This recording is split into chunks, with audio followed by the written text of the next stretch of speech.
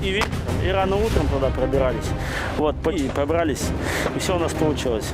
У них хорошие укрепления там были. Нам не с первого раза получилось туда зайти.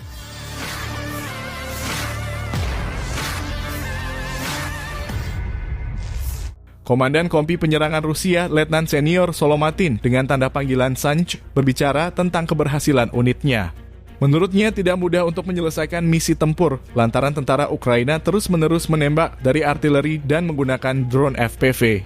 Oleh karena itu, unit Alexander Solomatin tidak dapat mendekat dengan kendaraan, sehingga mereka memutuskan untuk pergi ke belakang garis musuhnya dengan berjalan kaki. Selama beberapa hari, personil militer diam-diam mendekati benteng tentara Ukraina. Untuk mengalihkan perhatian tentara Kiev, operator drone terus-menerus menyerang benteng angkatan bersenjata Ukraina yang memungkinkan pasukan Rusia diam-diam mendekati dan merebut benteng tersebut.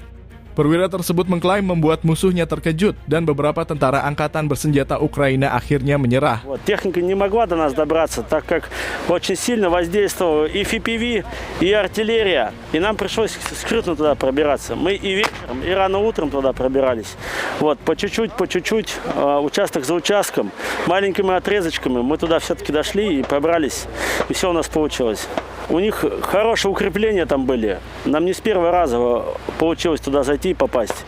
Они не давали и попадали постоянно под очень плотный огонь.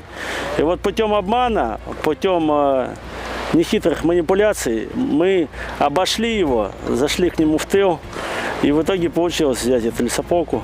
Вот, взяли пленных там в том числе даже. Хороший набор идет, и бойцы прибывают сами постоянно.